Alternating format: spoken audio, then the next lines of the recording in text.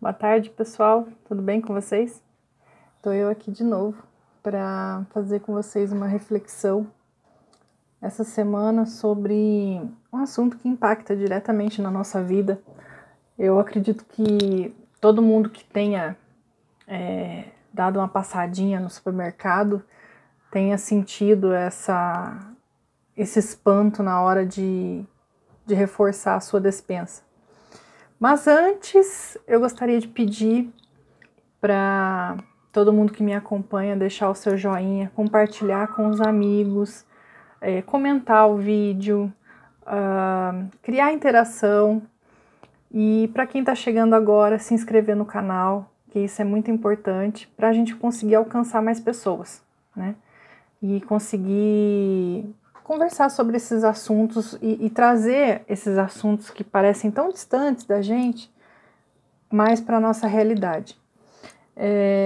Eu já vou deixar de antemão avisado que conceitos assim, de economistas e tal, essas coisas eu não domino, não é minha praia.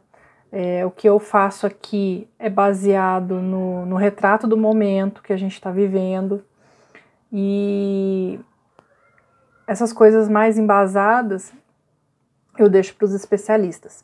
Mas eu acho que a gente não precisa de muita teoria para entender uma coisa que impacta diretamente no nosso dia a dia.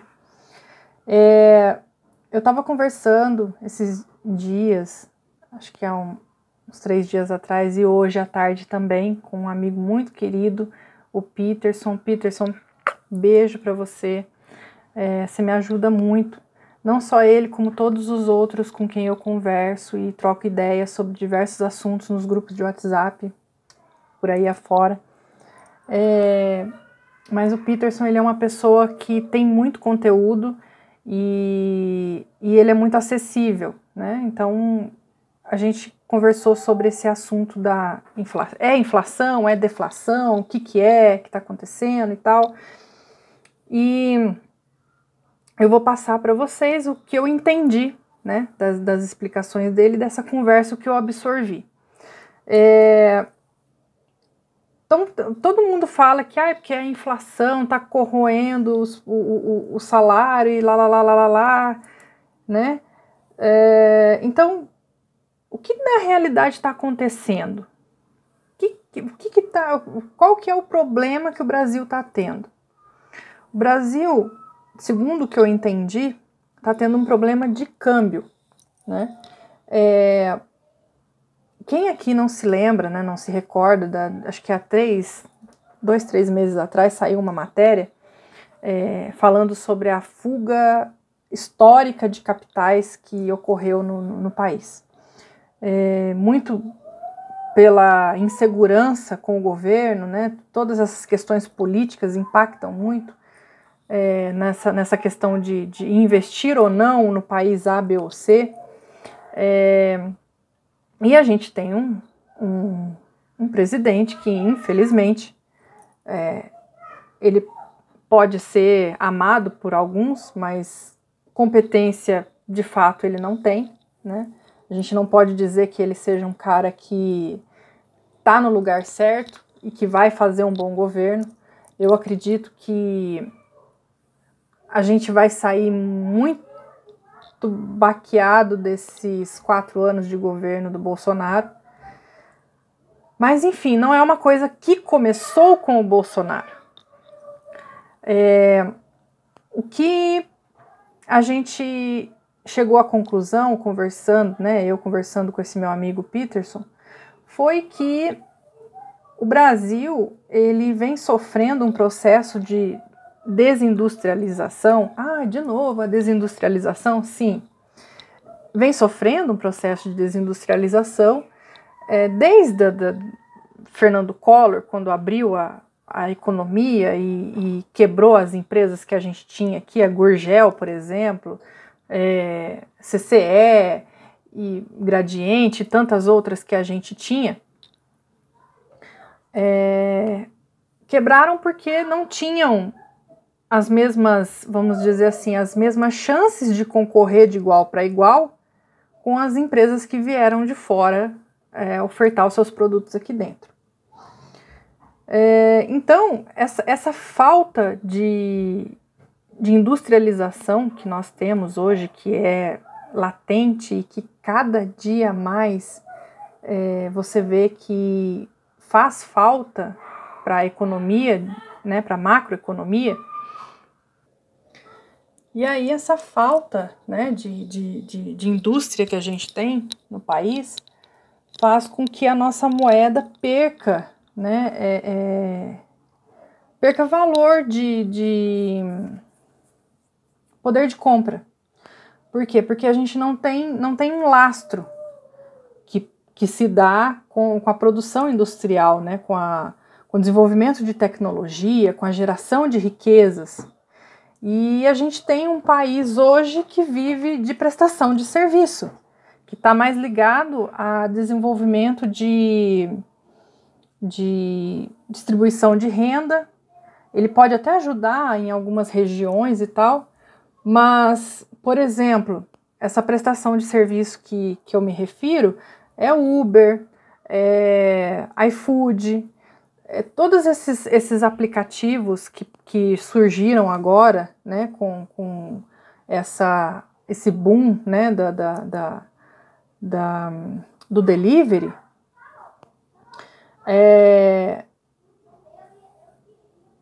a gente tem um desenvolvimento, vamos dizer assim, um se vira nos 30 local, mas que não gera riqueza.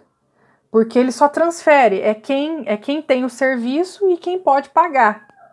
Não é vamos dizer assim, não é uma coisa que possa desenvolver um país. Ela tá enriquecendo, por exemplo, a plataforma do iFood, ela enriquece, ela pega todo o lucro que ela consegue aqui e transfere para outros países, onde ela tem sede. É a mesma coisa das montadoras. As montadoras, elas vêm aqui, abrem as suas fábricas, né, de montar carro, só que o lucro vai tudo embora. O dinheiro não fica aqui, muito, muito pouco. Não se investe em pesquisa e tecnologia. A gente tem um Ministério de Ciência e Tecnologia pífio e que, como eu disse, não começou agora. Esse é um planejamento que já vem sendo feito de muitos anos para cá. A gente teve, por exemplo, quando a gente faz esse tipo de análise, é impossível a gente não mencionar os governos petistas, né? Então, fica difícil você falar de Collor, FHC e não lembrar do Lula, da Dilma, né? A gente teve aí o ProUni, que formou um monte de gente, né? E engenheiros, advogados e cientistas e pessoas muito bem com um currículo invejável e tal. E o que adiantou? Não se investiu em estrutura para que essas pessoas que estivessem saindo, né, da faculdade pudessem ser absorvidas para o mercado. Hoje a gente tem uma quantidade gigantesca de pessoas com terceiro grau entregando iFood, vivendo de Uber e 99 e por aí vai, né? Isso não desenvolve um país. Isso é para você conseguir sobreviver. Então,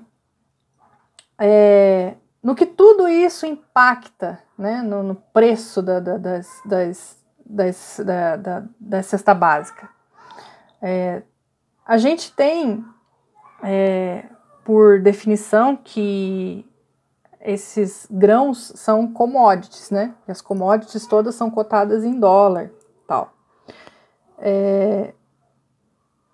Compensa mais para um produtor que compra fertilizante, insumo para combater praga, maquinário e por aí vai, né? Semente,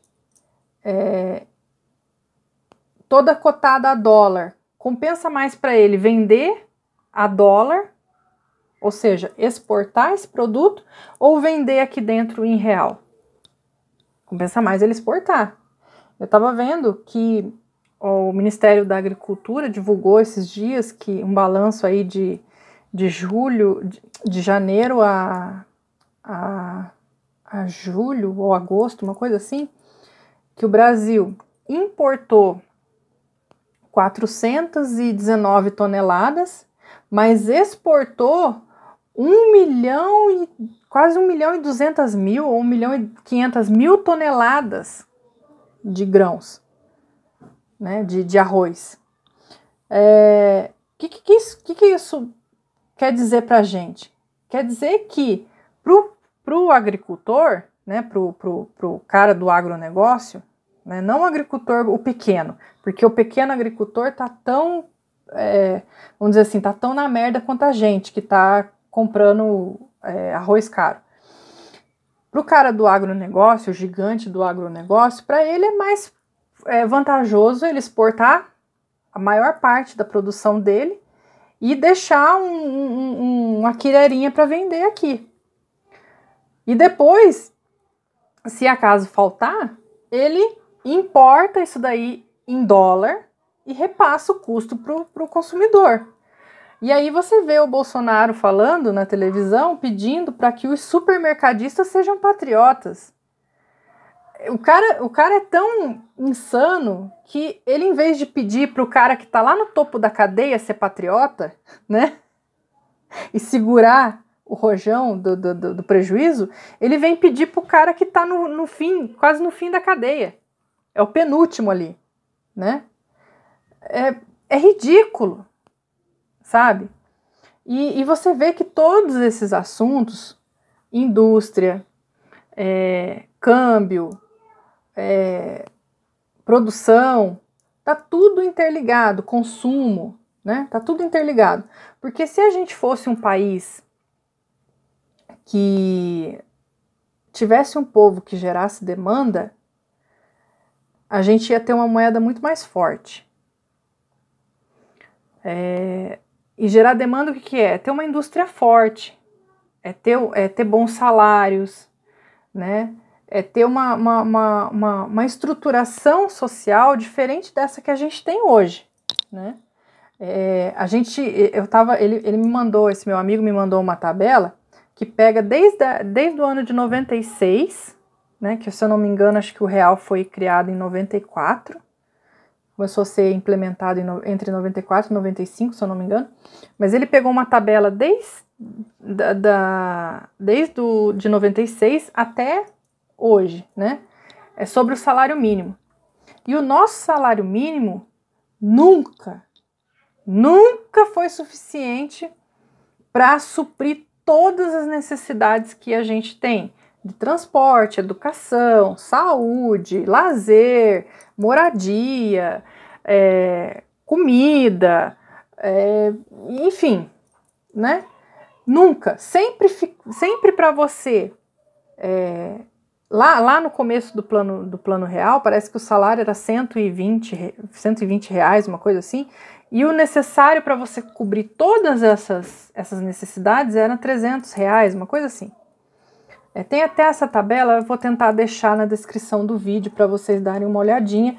E todo o material que eu li, eu vou deixar para vocês darem uma lida, porque eu não vou conseguir abordar aqui de forma técnica, de forma acadêmica, todos os conceitos, mas eu vou deixar para vocês tudo que eu li e para complementar até, porque a gente fala e tem às vezes coisas que a gente não aborda e que é importante a gente saber.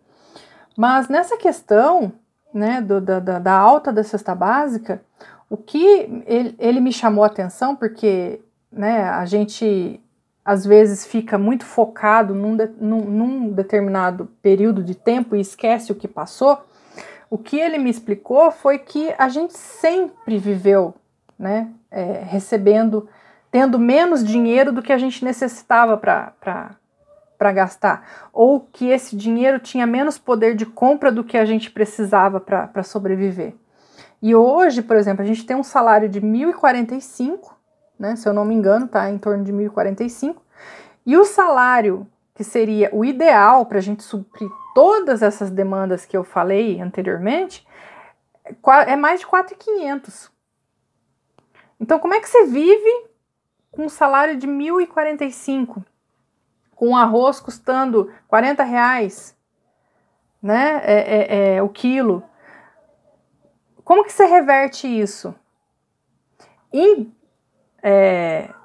Vamos dizer assim, de forma grosseira, investindo na indústria, na minha opinião. Investindo na indústria para criar um lastro para a nossa moeda, porque hoje ela é vamos dizer assim, uma cópia tupiniquim do dólar.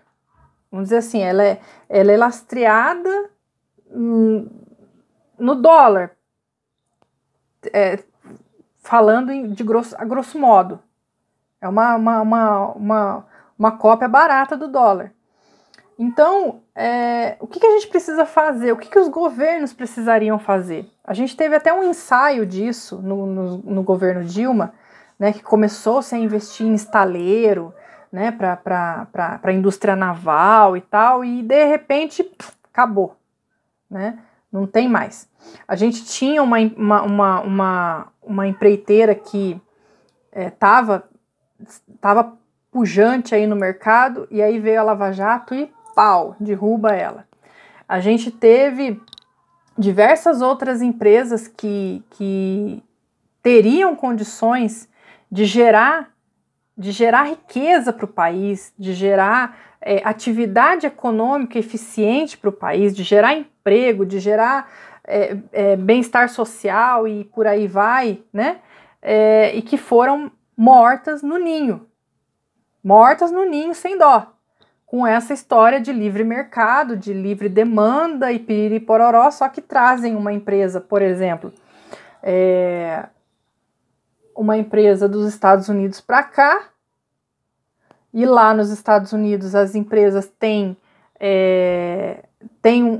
vamos dizer assim, um esquema mais nacionalista, que o governo injeta dinheiro e subsídios e diversas outras coisas para proteger essas empresas nacionais. Aí elas vêm para cá com uma taxação de imposto diferenciada e aquela coisa toda, até para poder atrair o pessoal para cá, né? O governo abre as pernas, bonito, e pro cara que é industriário aqui, nacional, da indústria nacional, os caras sentam o pau. Não, você vai ter que morrer com, sei lá, uma alíquota, uma carga tributária de 50%. Não sei o valor correto, mas vamos supor. O cara vem de fora com todas as benesses, com taxação zerada, e chega para competir com um cara que morre lá no final com 50% do seu lucro, tudo em imposto, em taxação para contratar empregado e aquela coisa toda. IPTU e por aí vai. Então, como que você vai competir num cenário desse? Não tem como, né? E aí volto na questão do preço do arroz.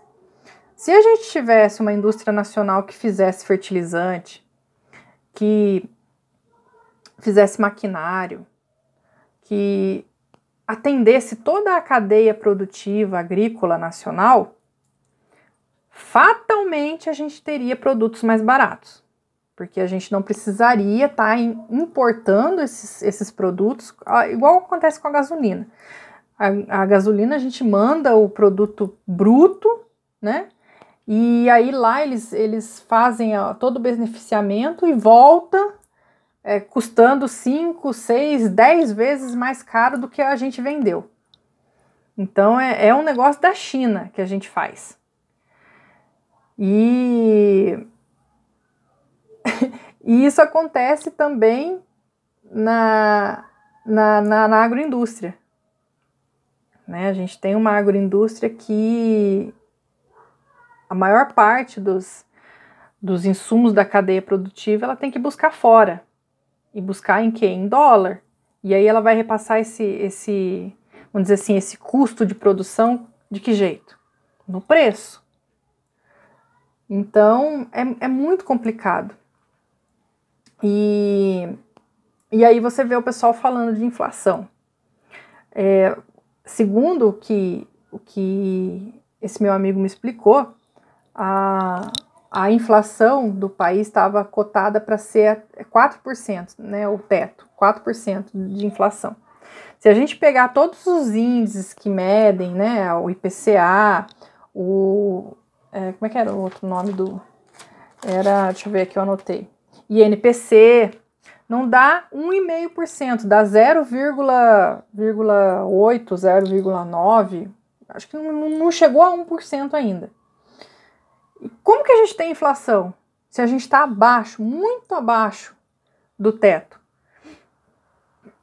Então aí ele me explicou que não existe essa questão da inflação. O que existe hoje e que está pressionando esses preços é a fuga de capitais que a gente tem, a perda do poder de compra que a nossa moeda está passando, né? E essa questão da falta de indústria que sustente a nossa moeda. E pensar que você pode se virar com Uber e que o país inteiro pode se virar com Uber, né? E tudo bem, e beleza, e não precisa de investimento em mais nada, é uma burrice sem tamanho. A gente vem falando, vem batendo em cima, né, do desenvolvimento industrial, desenvolvimento tecnológico, mas parece que ninguém escuta. O cara preferiu criar uma cédula de R$200 a investir na infraestrutura do país, a investir numa indústria, a dar uma organizada vamos dizer assim, na economia, a ser menos polêmico para atrair investidores de fato, porque a gente tem muito especulador, né, que investe em títulos públicos, mas para especular.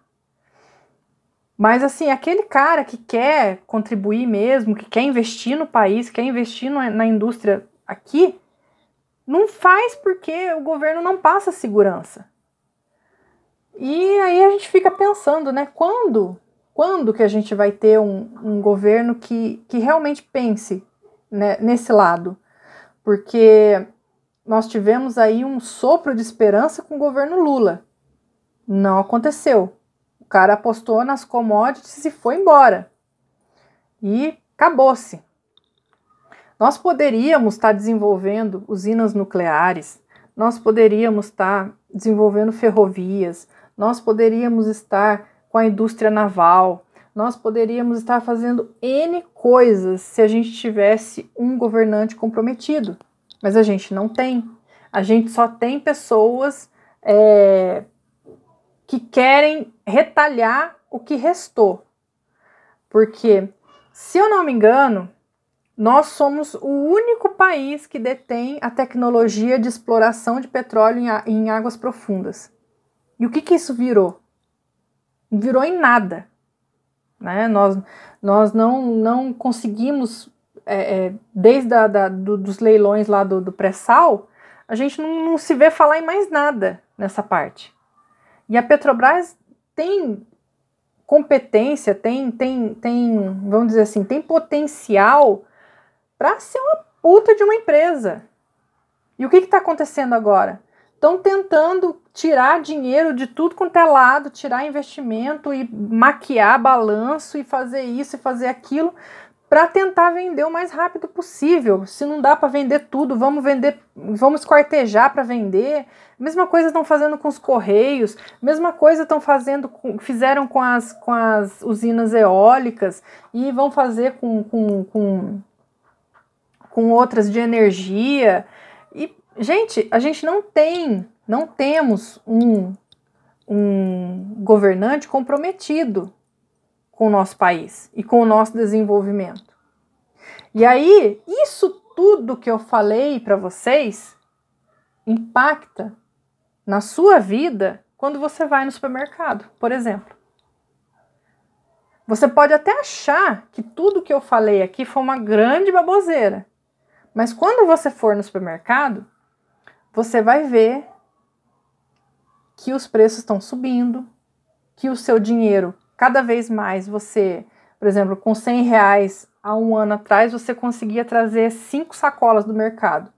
Há 6 meses atrás, você conseguia trazer 3 sacolas. Hoje, você consegue trazer 2. E assim vai.